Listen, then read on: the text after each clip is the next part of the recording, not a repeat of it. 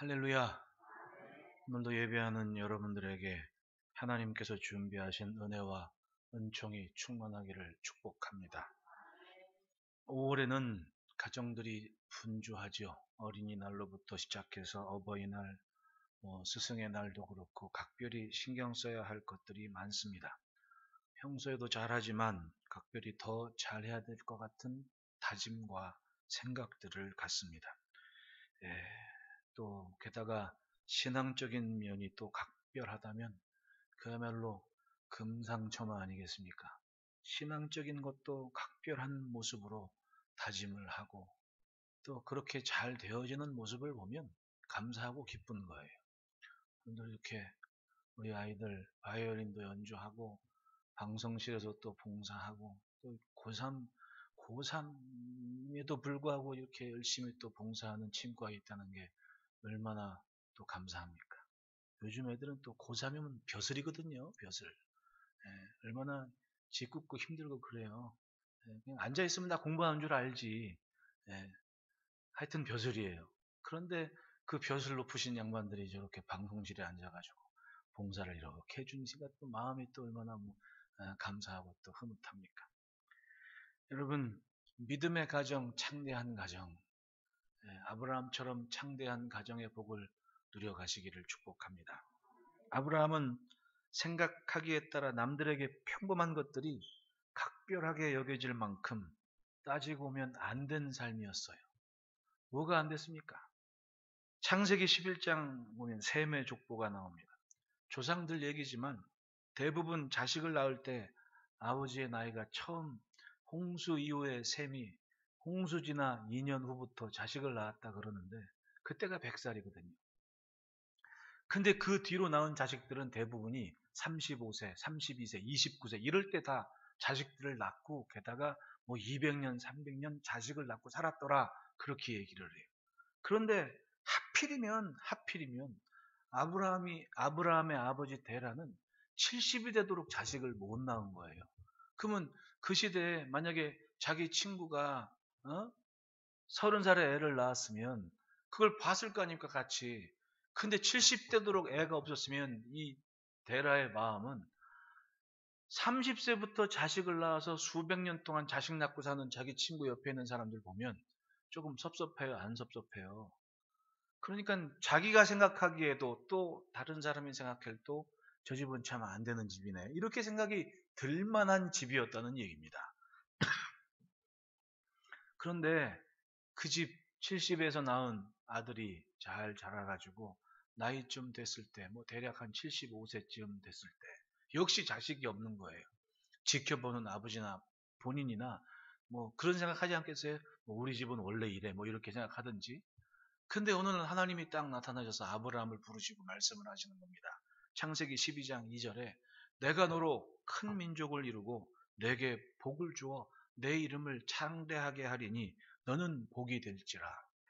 아브라함은 남들이 볼 때 정말 안 된 집인데 어느 날 하나님의 말씀을 들은 순간부터 비전과 꿈과 소망을 갖습니다. 나는 창대한 가정을 이루게 될 것이다.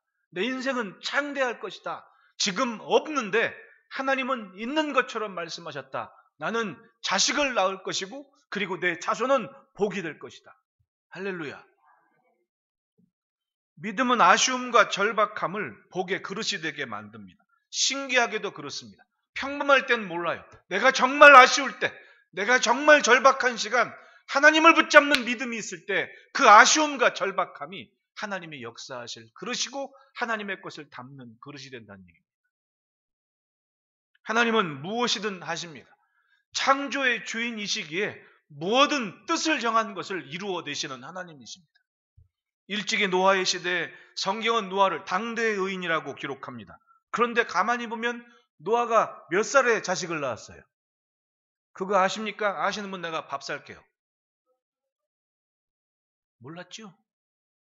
우리는 뻔한 얘기라 놓치고 지나는 게 있어. 노아는 500살 때 자식을 낳았어요. 창세기 5장 32절에 노아는 500세 된 후에 셈과 함과 야벳을 낳았다. 바꿔 말하면 남들 자식 잘 낳고 있을 때 노아는 500살 되도록 자식이 없는 그런 세월을 보냈다는 얘기입니다. 500살이 돼서야 비로소 셈과 함과 야벳을 낳았는데 그 집 며느리 드렸어요, 안 드렸어요? 그럼 그 집 며느리들은 어디에서 온 거예요? 저 세상에 있었던 딸들이거든요. 예? 그럼 바꿔 말하면 남들 뭐 100살이 됐건 200살이 됐건 자식들 잘 낳고 있을 때 이 할아버지는 500세가 되도록 자식이 없는 거예요. 자식이 없었던 그 할아버지가 120년 동안 방주를 만들고 있네? 그러면은 그 자식들 키우는 500살에 낳은 자식들이 밖에 나가서 활동하면서 무슨 소리 들었겠어? 야, 니네 아버지 되게 웃기다. 500살 동안에 자식 없이 살다가 500살 돼서 너희를 낳은 다음에 니들이 지금 철들만 했더니 산에 가서 120년 동안 방주를 짓고 있네? 그 얘기 들었을 것 같아, 안 들었을 것 같아? 그 얘기 듣고도 남았죠. 그러니 그 집은 되는 집이었어, 안 되는 집이었어? 세상 사람들 생각할 때 밭 사고 농사 짓고 시집장가 보내고 하는 되도록 500살 600살 되도록 저 집은 안 되는 집이야. 그게 노아의 집이었단 말입니다. 예? 되는 거 하나 없는 안 되는 집안. 따라합시다. 잘난 줄 알았는데 세 발에 피었다. 여러분, 믿음의 선진들 앞에 믿음 얘기할 거 하나 없더라고. 대단한 줄 알고 살았는데 이런 절박함과 아쉬움 속에서 하나님의 음성과 말씀을 듣고 묵묵히 방주를 지은 할아버지가 노아 할아버지예요. 세상 사람들은 그렇게 비웃고 조롱했지. 안 했을 리가 있습니까? 자식들도 대단해. 곁을 지킨 부인도 대단하고 나가서 그 모진 소리를 들었어도 꿋꿋하게 아버지랑 같이 방주를 지은 자식들이 있다는 거 아닙니까? 예? 언제까지? 셈은 100살이 돼서 자식을 낳았으니 아버지가 방주 만드는 동안에 밖에서 생활하더라도 아버지 곁을 100살 동안 지켜가면서 같이 방주를 만들었을까? 대단한 집안인 거예요. 세상 사람들은 안 되는 집안, 못난 집안, 불쌍한 집안인데 스스로에게는 하나님의 말씀을 붙잡은 믿음을 가진 대단한 집안이 세상이 뭐라 해도 하나님께서 인정하시면 대단한 집안인 거예요. 아브라함도 마찬가지입니다. 아브라함도 그렇게 세상에 속하지 않은 나그네의 삶을 시작했습니다. 남들 29, 30 애 잘 낳고 수백 년 동안 애 낳고 살 동안 아브라함은 남들이 아쉬움 가질 만한 그런 집안임에도 불구하고 하나님의 음성을 들었을 때는 그것의 모든 것을 맡기고 그 길을 지켜냅니다. 여러분, 혼자 그렇게 살았습니까? 곁을 지킨 부인이 있었다는 거예요. 묵묵히 자기가 믿음의 길을 갈 때 곁에서 묵묵하게 내조하고 지켜준 아내가 바로 사라였던 겁니다. 그런데 사라가 나이가 돼서 죽었습니다. 그리고 아브라함은 그 시신 앞에서 해축속에게 이야기합니다. 23장 앞부분 4절 말씀에 나는 당신들 중에 나그네요 거류하는 자이니 당신들 중에서 내게 매장할 소유지를 주어 내가 나의 죽은 자를 내 앞에서 내어다가 장사하게 하시오라. 아브라함은 그렇게 세상을 살아도 나그네요 거류하는 자로 살았습니다. 대단한 사람이었습니다. 아브라함. 복의 기업으로 얻을 가나안 땅에 살지만 먼저 나그네로 살았습니다. 그렇습니다. 성경은 하나님의 백성들의 모든 삶을 나그네로 얘기를 해요. 잠시 잠깐 거쳐가는 시간이라고 이야기를 합니다. 왜냐? 이 땅을 사는 시간보다 훨씬 더 오랜 영혼의 시간을 천국에서 살기 때문에 세상에 있는 삶을 나그네라고 얘기를 해요. 모든 것을 하나님께 맞추고 살았습니다. 조롱을 받든 뭐하든 말씀이 들리면 그 말씀을 따라갔습니다. 그렇게 살기 좋은 도시라고 하는 고대 하란이나 우르 같은 곳을 떠나서 헤브론 산지의 장막에 거하는 게 쉽겠냐고요. 게다가 이미 앞부분에 자기 조카 롯과 함께 헤어질 때 좋은 소할 땅은 롯이 선택했고 자기는 정반대편으로 가니 산지로 올라갈 수밖에 없어서 헤브론까지 올라간 거거든요. 진짜 안 되는 집안. 근데 믿음만큼은 하나님께서 인정하실 만큼 하나님께서 함께 하신 만큼 대단한 믿음을 가진 삶이었는데 그도 그럴 것이 자기 스스로가 인식합니다. 나는 이 땅에 나그네로 삽니다. 정말 중요한 것, 정말 의미를 붙잡고 살아야 될 것은 바로 천국의 삶인 거예요. 믿으십니까? 가고 싶어요? 안 가고 싶어요? 솔직하게. 내가 가기 싫어하신 분은 몇 분 알아? 말은 천국이 좋다 그러는데 가긴 싫은가 봐. 네? 여러분, 정말 아름답고 좋은 곳은 천국에 있고 영혼의 삶은 천국이라고 하는데 뭐가 두렵습니까? 아브라함은 그렇게 살아냈다는 거예요. 네? 사실 나이로 비교해 보면 아브라함이나 사라나 평균 수명에 못 미치는 삶을 살아요. 하지만 그 살아낸 삶은 자신의 후손들을 향한 정말 그들이 믿은 대로 짧은 인생을 살았어도 창대한 가정의 복을 지켜낸 믿음의 조상들이 있다는 얘기입니다. 하나님은 나그네로 사는 세상에서 사명을 품게 하셨습니다. 하나님의 말씀을 품은 인생이 하나님께서 누리시게 하는 것을 누리며 살아내게 하십니다. 세상을 창조하신 하나님의 손길을 의지하고 살도록 그렇게 역사하시고 말씀하시고 가르치시고 함께 하시는 겁니다. 아브라함의 아내 사라를 보십시오. 앞에 1절 2절에 사라가 127세를 살았으니 이것이 사라가 누린 횟수라. 사라가 가나안 땅 헤브론 곧 기럇아르바에서 죽음에 아브라함이 들어가서 사라를 위하여 슬퍼하며 애통하다가 죽을 때까지 장막에서 살다가 죽은 거 아니에요. 게다가 127세라고 얘기합니다. 아브라함과 대략 10년 차이라면 사라는 62년간 그 세월을 자기 남편 아브라함이 믿는 하나님께 맞춰서 그렇게 곁을 지키며 살았습니다. 아브라함이 품은 하나님, 아브라함이 섬기는 하나님, 그 하나님을 믿으면서 자기의 남편을 주인 삼아 섬기며 그렇게 곁을 지켜온 여인입니다. 남편과 함께 품은 장래의 소망은 바로 하나님께서 주시고자 하시는 그것을 담고 살았습니다. 내가 이 소원은 반드시 지킬 거야. 때로 마음이 앞서서 여보, 우리에게는 신실하고 착한 종 엘리에셀이 있지 않습니까? 그러니까 아브라함이 하나님께서 후손 얘기할 때 엘리에셀로 족합니다. 하나님이 아니라고 하니까 뭐라 그래? 또 시간 지나다가 사라가 여보 내 여종 하갈이 있지 않습니까? 우리의 풍습에 따라서 당신 하갈과 동참해서 우리 자식을 봅시다. 그리고 이스마엘이 낳은 거예요. 나중에 이스마엘 때문에 또 얼마나 속앓이를 했습니까? 그렇게 할 만큼 사라는 뭘 믿은 거예요? 하나님께서 약속하신 자손과 땅의 그 약속을 믿은 겁니다.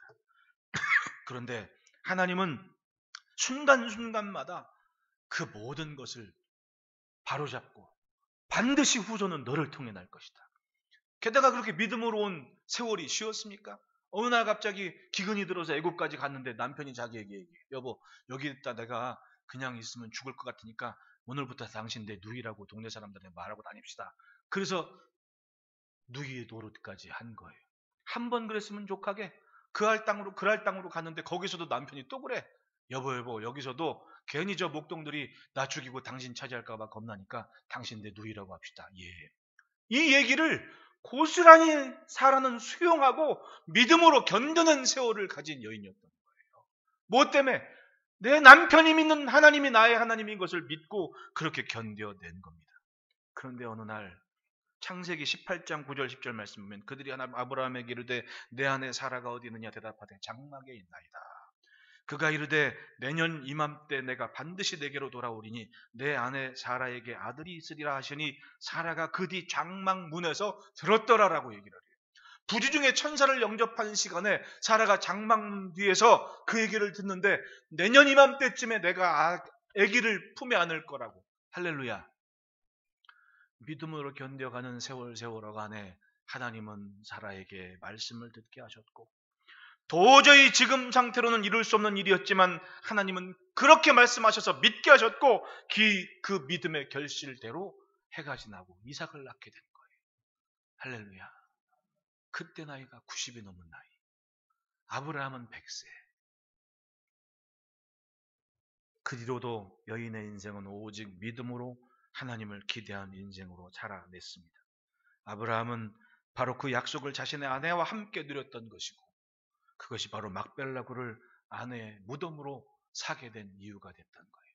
왜냐하면 히브리인들의 사고에 의하면 무덤은 그들의 일생에서 정말 중요한 의미를 갖고 뼈가 현존하는 한 영혼도 존재하고 육체로서 느끼는 모든 것을 함께 느껴갈 수 있다고 생각해요.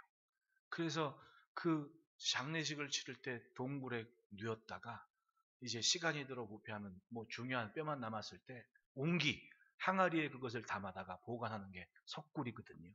그게 자기들 조상들의 반열대로 누웠다 하는 의미는 그들에게는 굉장히 중요한 것이고 자기들이 느끼는 것을 저도 느낄 수 있다고 생각을 하는 사람들인 거예요. 그런데 그 무덤 앞에 장막에 누운 자기의 아내를 등지고 나가서 사람들 앞에 무덤을 사는 이야기를 하고 있는 겁니다.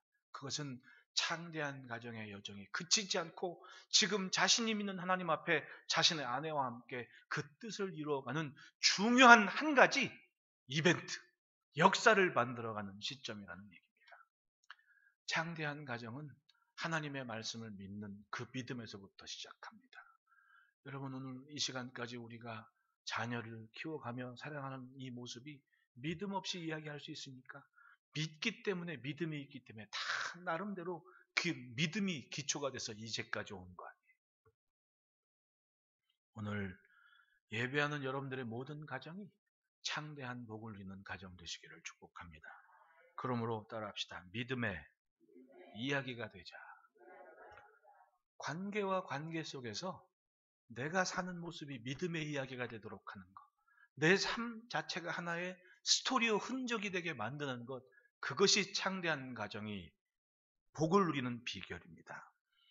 해족속 앞에 아브라함이 외칩니다. 6절에 내 주여 들으소서. 해족속이 아브라함에게 대답합니다. 내 주여 들으소서. 당신은 우리 가운데 있는 하나님이 세우신 지도자이시니 우리 묘실 중에서 좋은 것을 택하여 당신의 죽은 자를 장사하소서. 우리 중에서 자기 묘실에 당신은 죽은 자 장사함을 금할 자가 없으리이다. 가나안에 도착한 아브라함은 아무런 연고도 없었고 의지 없는 그런 세월을 보내게 됩니다. 그의 중심에 품은 하나님의 말씀은 그저 하나님께서 함께 하신다는 믿음을 가지고 단을 쌓고 예배하는 것이 아브라함이 할 수 있는 전부였습니다. 우르에서 아버지 따라 하란까지 왔고, 하란에서 아버지 죽고, 하란에서 헤브론까지 장장 1500km에 달하는 그런 거리를 그냥 말씀만 품고 살아온 거예요. 대략 한 25년 넘도록 그렇게 말씀만 품고 살아냅니다. 그들의 삶은 세상이 이해할 수 없는 그런 삶이었습니다. 오랜 동안 광야를 유랑했던 유목민 광야의 목자들이 어느 순간 해족속이 사는 산지까지 올라왔습니다. 듣자 하니 그 조카 롯은 눈에 보기에 좋은 소알 땅으로 갔고, 아브라함은 하나님을 믿는 믿음을 갖고 헤브론까지 올라왔더라. 이것이 주변 목자들이 바라본 이 아브라함의 부족, 또 그와 관계된 사람들을 바라보는 시선이었습니다. 그런데 히브리서에서는 아브라함의 세월을 이렇게 말씀을 해요. 히브리서 11장 8절로 10절 말씀에 믿음으로 아브라함은 부르심 받았을 때 순종하여 장래의 유업으로 받을 땅에 나아갈새 갈 바를 알지 못하고 나아갔으며, 믿음으로 그가 이방의 땅에 있는 것 같이 약속의 땅에 거류하여 동일한 약속을 유업으로 함께 받은 이삭 및 야곱과 더불어 장막에 거하였으니 이는 그가 하나님이 계획하시고 지으실 터가 있는 성을 바랐음이라. 아무것도 가진 것 없이 장막에서 나그네로 살다가 아내 사라가 죽은 날입니다. 당시 평균 연령이 훨씬 못 미쳐 죽었습니다. 남들은 자식 낳고 200~300년 잘 사는데 그냥 한 이삭 낳고 한 30몇 년 살다가 그냥 죽은 거예요. 얼마나 아브라함으로서는 속상한 일입니까? 복이라고 하기에는 정말 아쉬운데도 장막에서 그것을 믿는 이삭과 야곱과 더불어 그렇게 살아낸 세월이 바로 믿음의 이야기였습니다. 모든 아쉬움이 믿음을 넘지는 않았습니다. 불평하지 않았습니다. 왜냐? 하나님을 믿는 나그네이기 때문에 그 믿음이 절대로 불평이 덮지를 못한 거예요. 그래서 얘기합니다. 나는 당신들 중에 나그네요 거류하는 자이니라. 아내의 매장할 무덤을 마련하고자 아브라함은 그들에게 말했습니다. 내 아내가 죽었습니다. 하지만 나는 당신 중에 나그네니 아내를 매장할 매장지를 나로 하여금 돈 주고 사게 하십시오. 그때 해족속은 내 주여 들으소서. 당신은 우리 가운데 있는 하나님이 세우신 지도자이시니라고 얘기를 해요. 자, 놀랍습니다. 아브라함이 그곳에 몇 년을 살았는지 모르지만 해족속에게는 이미 그들은 하나님을 알게 했고 그들이 자신들을 위해 세우신 하나님이 세우신 지도자라는 고백을 하고 있습니다. 이게 놀라운 일인 거예요. 우상을 섬기는 해족속이 가나안 우상을 얘기하지 않고 하나님을 얘기했고 아브라함을 하나님이 세우셨다고 자기들을 위해서라고 인정을 한 겁니다. 왜 그랬습니까? 아브라함은 단순한 목동이나 목자가 아니었어요. 이미 아브라함의 헤브론 산지에 온 이후로 놀라운 일이 벌어지는데 그게 어떤 일이에요? 소알 땅 소돔 지경에 전쟁이 일어나기 시작합니다. 창세기 1장에 보면 7 왕들이 서로 패권을 쥐기 위해서 전쟁이 벌어지는데 듣자 하니 그 소돔에 있던 조카 롯이 사로잡혔다 그래요. 그 아브라함이 어떡합니까? 데리고 있던 목동 318명 데리고 뭐란 거예요? 전쟁에 출정을 해요. 이겼어요, 졌어요? 7 왕들의 군대를 박살내고 아주 멋지게 돌아옵니다. 그러면 그 동네에 있던 햇사람들은 아브라함이 볼 때 어떻게 보겠어요? 이건 보통 목자가 아니구나. 저 목동들은 저 아래 기름진 땅에 살던 왕들의 군대를 박살내는 대단한 용사들이구나라고 소문이 났을까 안 났을까? 나죠. 근데 그 사람이 하나님의 말씀과 약속 때문에 여기 와서 사는 거예요. 예나 지금이나 말을 잘 전하고 옮기고 이야기하는 사람들은 누구야? 여인들이거든. 제가 베두인이 사는 곳 갔었잖아요. 근데 그 베두인들이 특징이 있어요. 양들을 먹이려고 남자들은 한 석 달, 넉 달 집을 떠나가 있어요. 그럼 원래 살던 베두인 장막은 여인들하고 아기들, 자녀들이 살아요. 근데 재밌어요. 여인들이 기거하는 본진 있는 그 장막에는 물 저장소도 있고 물이 흐르면 물을 길어갈 수 있는 그런 시설을 마련해 놓고 집을 떠나. 그러면 그 주변에 있는, 보세요. 주변에 있는 목동들이나 목축들이나 양을 치는 사람들이 오며 가며 물길을 올 때 여인들은, 성경에 보면 여인들, 물길로 누가 다녔어요? 여인들이. 얘기해야 안 해요? 얘기해. 그러면 말 없는 말이 천리 간다는, 발 없는 말이 천리 간다고. 헷갈려, 말이고 말하고. 천리 간다고 소문이 났는데, 이 사라나 그 318의 목동집이나 다 누구 얘기하는 거예요? 하나님 말씀 믿는 믿음 갖고 여기에 살다는 얘기가 소문 나요, 안 나요? 나지요. 게다가 전쟁터에 나가서 이기고 돌아왔어. 그리고 그 나갔던 목동들은 전쟁터에 나갔다 왔으니까 부자 돼서 돌아왔어. 해쪽 속에 볼 때 부러워요, 안 부러워요? 대단한 사람들이거든. 인정을 할 수밖에 없는 거예요. 그리고 거기서 사니 가난한 사람이지만 든든해요, 안 든든해요? 대단한 빽이 생긴 거야. 우리는 7 왕들의 군대를 박살낸 대단한 양반이 우리와 함께 살아요. 그러니까 해쪽 속은 고백을 할 수가 없죠. 당신은 하나님이 우리를 위해 세우신 지도자입니다. 할렐루야. 믿음으로 살아온 이야기가 주변 관계에는 하나님을 알 만한 이유가 됐던 거예요. 여러분, 믿음으로 살아가는 삶의 이야기를 자랑하시기를 축복합니다. 내가 하나님을 예배했더니 우리들 가정에 이런, 그저 우리는 예배하며 하나님 쫓아가는데 하나님은 우리에게 이러한 복을 주십니다.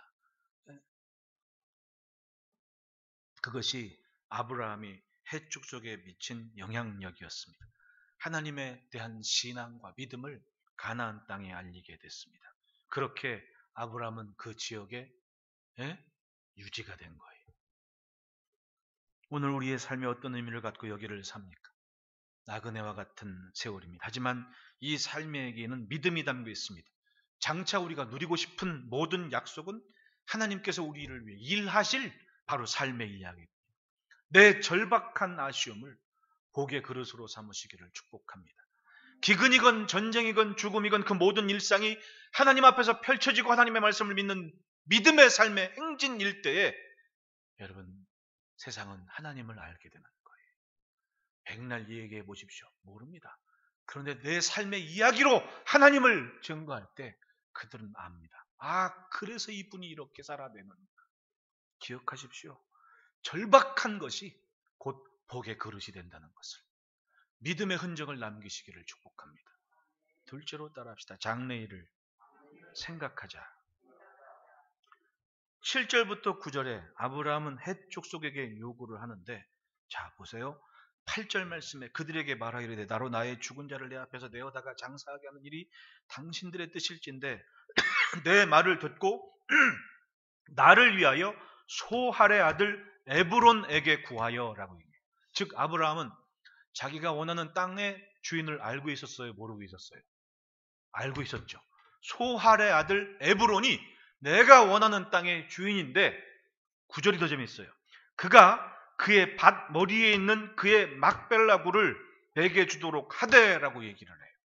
그 말은 아브라함이 평소에 땅을 보고 있었다, 안 보고 있었다? 잘 보고 있었다. 게다가 거래를 할 때 기가 막히게 얘기하는데, 자, 그 주변에 밭이 있다고 얘기해요. 근데 막벨라 굴은 돌밭이거든요. 그럼 누가 봐도 아까워하지 않을 만한 요구를 해요. 농사 짓는 사람이 돌밭이 좋아요, 밭이 좋아요? 멀쩡한 밭이 좋지. 양 먹일 때도 밭이 좋지. 누가 돌밭을 하요? 그러니까 한편으로 보면 아브라함이 요구한 막벨라 굴은 쓸모있는 땅이에요, 쓸모없는 땅이에요? 그걸 아브라함은 돈 주고 사겠다는데 싫은 사람이 누가 있겠냐고. 이 사람 말하는 거 보십시오.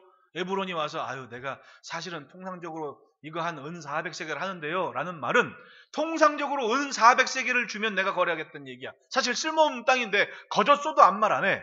다. 그런데 아브라함은 굳이 거기에 은 400세겔을 주고 샀다. 게다가 평소에 다 지켜보고 있었습니다. 어디쯤 어느 곳에 내가 자리를 하면 좋겠는지. 그래서 명쾌하게 그 많은 사람들 앞에서 소할의 아들 에브론, 그리고 그 밭 머리에 있는 돌짝밭 막벨라 굴을 내게 파시오. 이것은 생각 없이 산 것이 아니라 생각하며 살았다는 거예요. 뭘? 장래일을. 여러분, 대책 없이 사는 게 믿음이 아니에요. 장래일을 마음속에 품고 기대하며 생각하며 사는 것. 아브라함이 할 수 있는 것은, 자, 나이 들어 함께 살아왔던 자기 아내가 일찍 죽었습니다. 자기보다 젊은데 한편으로 보면 고생만 하다 죽었어요. 내가 75세에 하나님 만나서 100세 자식 낳는 동안 같이 있었던 여인이었습니다. 근데 번듯한 도시의 성에 산 것도 아니고 텐트 안에서 죽었습니다. 속상하죠. 아브라함이 할 수 있는 것은 땅을 사는 일이었어요. 그것이 무덤일지라도 아내 사라만큼은 그것을 누릴 자격이 있다고, 하나님이 약속한 기업을 누릴 자식이 있다고, 자격이 있다고, 저 주인 없는 땅 나그네와 같은 장막이 아니라 땅 주인으로서 동굴 무덤 하나 차지하고 싶다고, 그것이 아브라함의 생각이었고 믿음이었던 거예요. 그리고 그 일을 자기 아내의 죽음 등지고 해족속 앞에 이야기하고 있는 겁니다. 여러분, 본 곳이 있어야 누리고 싶은 것도 있어요. 안 그래요? 네? 내가 생각하며 산다는 것은, 장래일을 계획하는 것은 주저앉아 아무것도 하지 않는 게 아니에요. 내가 할 수 있는 것만큼 해내는 것, 내가 생각하는 것만큼 가보는 것, 그리고 내 눈으로 보고 느끼는 것. 대책 없이 하는 것이 믿음이 아닙니다. 품은 것에 맞춰 가는 것이 믿음이에요. 아브라함은 하나님께서 누리게 하실 일에 맞춰 살며 그것을 하나하나 준비하고 있었습니다. 그리고 아내 사라의 죽음의 시간이 곧 그것을 함께 누릴 기회가 됐습니다. 당신들 중에서 매장을 소유지가 되게 하기를 원하노라 라고 말하는 것은 지금 해쪽 속의 땅이지만 그 안에 아브라함의 소유지가 있게 하겠다는 것. 그래서 18절에는 확정하였더라는, 누가 뭐래도 그 땅은 누구 땅이에요? 아브라함 땅이에요. 아브라함. 게다가 그냥 이룬 일이 아니었습니다. 상인들이 통용하는 금액만큼 돈을 줬다고 얘기를 해요. 그 말은 산꼭대기지만 상단들이 오고 가면서, 이게 중요한데, 이미 성 안에 헤브론 사람들만이 아니라 누가 속해 있다는 거예요? 통상적으로 그 시대 무역이나 물물거래하는 사람이나 그런 상인들이 거래하는 거래 방식을 통해서 은 400세겔을 주고 그 많은 사람들 앞에 공중을 받은 거예요. 그러면 고대 사회에 소식을 전하는 전달자의 역할을 누가 했느냐? 상인들이 했거든. 그럼 그 헤브론 현지에 왔던 상인들이 뭐 두로 지역으로 가든 뭐 팔레스틴 지역을 가든 그랄 지역으로 가든 애굽으로 가든 무슨 얘기 하겠어요? 야, 내가 헤브론 가서 봤는데 우르 지역에 살던 아브라함이 하란 거쳐서 저 헤브론 산지까지 왔고 그 조카는 소돔 땅에서도 살고 그랬었는데 그 목동 아브라함이 헤브론에서 땅 샀대. 소문 나요? 안 나요? 나지요. 에? 누구 집 땅 사면 궁금해서 얼마에 샀어? 물어봐, 안 물어봐? 다 물어보거든. 은 400세겔. 그러면 아브라함은 앉아서 해쪽 속만이 아니라 이것저것 소식을 전하는 소식자들에게 이 땅은 누구 땅? 아브라함 땅, 얼마 주고 산 땅? 은 400세겔 준 땅. 소문 다 납니다. 그리고 결국은 그의 생각대로 추진한 그 일 때문에 수백 년 후에 누가 돌아와요? 아브라함의 후손들이 그 땅을 돌아와요. 누가 뭐래도 권리를 주장할 수 있어. 이 땅은 우리 조상이 산 땅이라. 왜? 거기에 우리 할머니가 누워있고 우리 할아버지가 누워있고. 나그네 세월이지만 하나님의 것을 남기며 살았습니다. 믿음의 흔적을 남기고 생각을 하며 하나하나 준비해 갔습니다. 교회도 마찬가지입니다. 생각 없는 사람들이 믿음 있다고 얘기한 천만에 하나 생각을 하고 준비를 해요. 어떤 양반이 저한테 그런 얘기를 해요. 목사님, 우린 서울 안에 땅도 있는데 그러면 건물 짓는 건 쉬울 거 아닙니까? 쉽지. 그러면 도대체 건물을 지으면 얼마가 필요하죠? 내 생각에는 이 정도가 필요하다. 한 15? 아, 그래요? 근데 그 얘기를 한 사람만 하는 게 아니라 두세 사람이 나한테 그런 얘기를 해요. 그럼 기분 좋겠어요, 안 좋겠어요? 왜 좋냐 하면 아, 이 친구들이 생각을 하고 있구나. 어떤 분은 10년 전에 벌써 작정을 하신 분이 계십니다. 내게 건축헌금 10억을 할 수 있는 그 생각과 마음을 주시니 감사합니다. 그러면 적어도 그런 생각하고 있는 사람이 지금 공개적으로 목사가 알도록 이 얘기한 사람이 4명은 되는 얼마나 기분이 좋겠어요. 네? 여러분, 믿음 없는데 아무리 좋은 빌딩 갖고 있으면 뭐 하겠어요? 그건 짐이에요. 네? 아니, 장막에 살아도 그 장막이 빌딩 못지않게 관리가 되고 유지가 되고 관심이 있으면야 그건 장막을 살아도 빌딩에 있는 사람이야. 근데 빌딩을 줘도 장막만도 못하게 관리한다면 그건 분수에 지나는 거예요. 네? 우리 마주보고 인사합시다. 분수에 맞게 삽시다. 삶의 규모도 믿음도 내 분수에 맞는 지경이 있는 거예요. 그러니까 아브라함은 그때 당시에 가장 중요하게 자기의 장래를 생각하며 할 수 있는 일을 했습니다. 그거 남들이 보기에 쓸모없는 땅 같은 돌짝밭을 자기 굴로 샀는데 거래가 잘 되다 보니까 기분이 좋아, 에브론이. 그러니까 어떻게 돼? 여기 밭도 가지시고 여기 나무도 가지시고.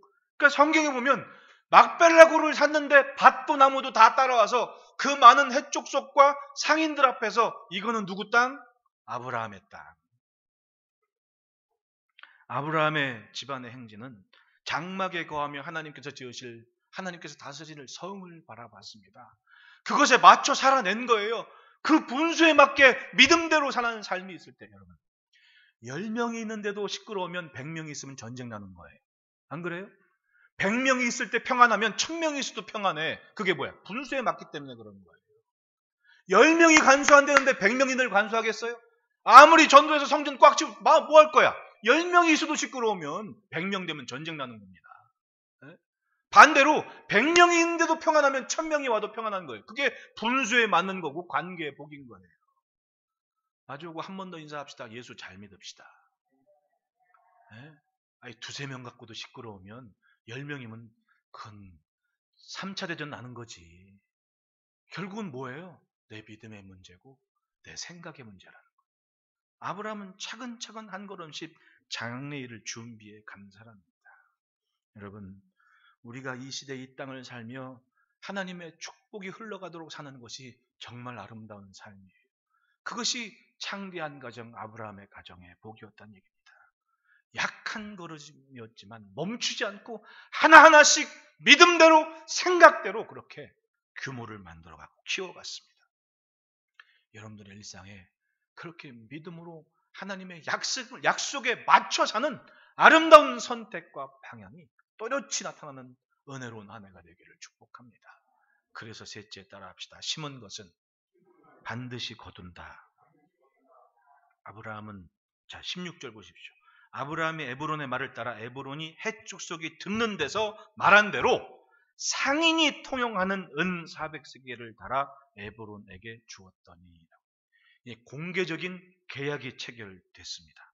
그랬더니 17절 에브론이 기분이 좋아가지고 마므레 앞 막벨라에 있는 에브론의 밭, 곧 그 밭과 거기에 속한 굴과 그 밭과 그 주위에 둘린 모든 나무가 성문에 들어온 모든 헷족속이 보는 데서 아브라함의 소유로 확정된지라라고 얘기를 해요.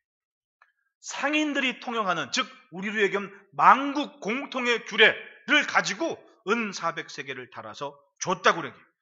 누가 뭐래도 헷족속을 비롯하여 그곳에 자리한 모든 사람들은 공개적인 증인으로 알게 됩니다. 이제 이 땅은 아브라함의 소유.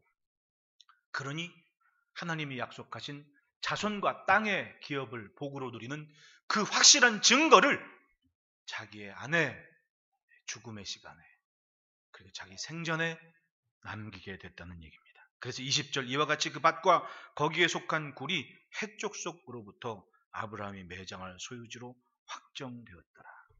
후에 이 동굴에는 아브라함이 누웠고 이삭과 그의 아내 리브가가 눕게 되고 야곱의 첫 부인 레아가 함께 눕고, 그렇게 자기 집안의 매장지가 된 거예요. 그리고 후손들은 기어이 그 땅으로 오게 됩니다. 이 무덤은 이스라엘이 하나님의 약속을 향해 찾게 되는 이유가 됐습니다. 얼핏 보면 그저 쓰라는데 굳이 돈 주고 살 게 뭐 있냐고, 안 그래요? 그러니까 항상 모든 대가가 분명해야 돼. 그냥 썼으면 나중에 원래 이거 내 땅이야 그랬을 거 아니냐고. 그런데 은 400세겔을 상인들이 통용하는 금액대로 달아서 확실하게 주니 아마 내 생각엔 천천히 했을 것 같아.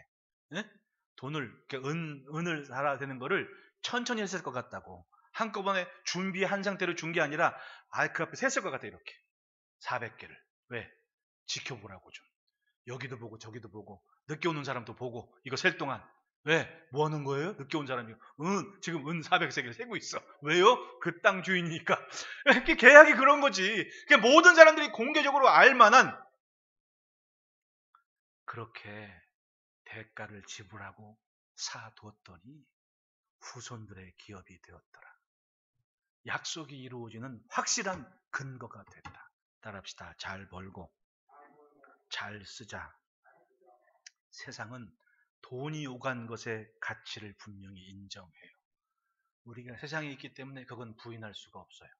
돈의 가치만큼 그 사람의 관심과 그 사람의 삶이 보이는 거예요. 제가 주중에 아주 은혜로운 간증을 들어가지고 우리 선생님 교회에 있었는데, 언젠가 헌신 예배 갈 때마다 젊으신 장로님인데 저랑 동년배더라고요.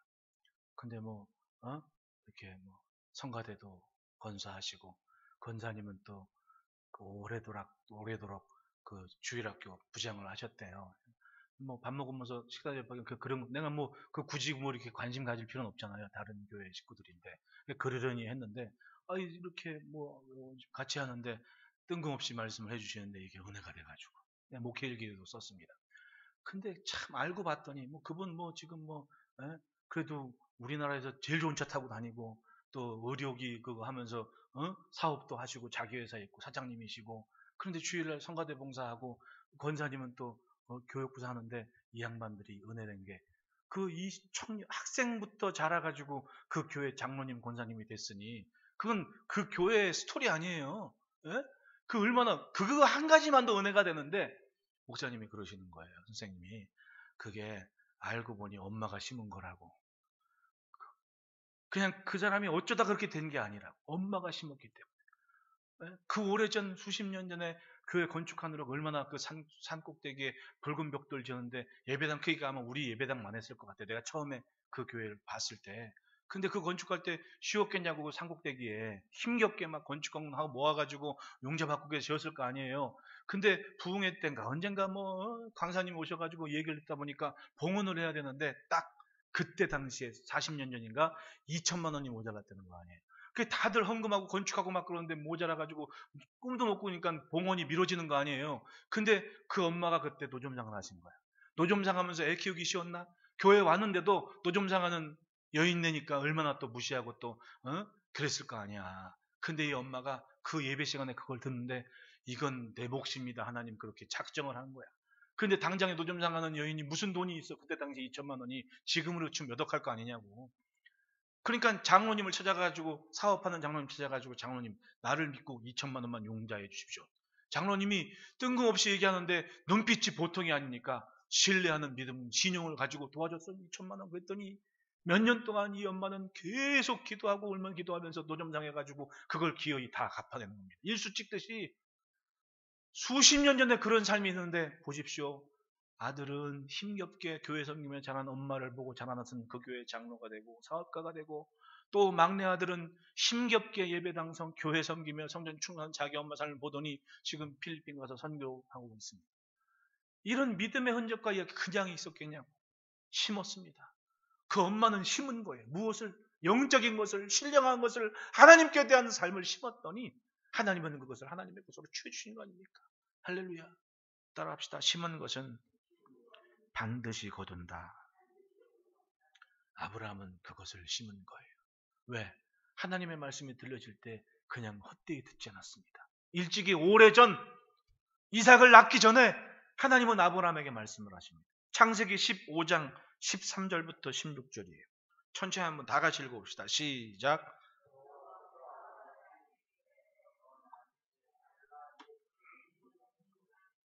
그들을 섬기겠고 그들은 400년 동안 내 자손을 괴롭히니 그들이 섬기는 나라를 내가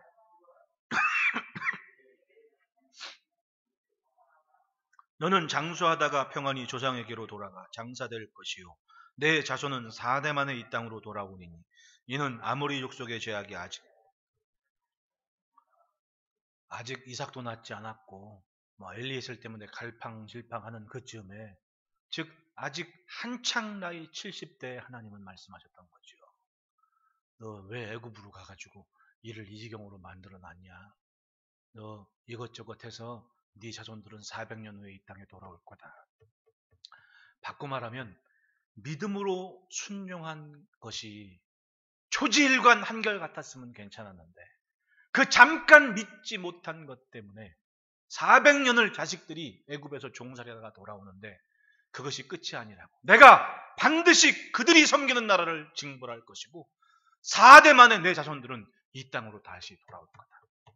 아무것도 없었는데 하나님은 그걸 약속하셨으니 아브라함은 그 약속을 믿고 25년, 30년, 근 60년을 살아내면서 그 즈음 됐을 때 아내가 죽고 뭔가 확실한 걸 하나를 남기기 위해서 쓸모없는 돌짝밭 하나 살려고, 왜?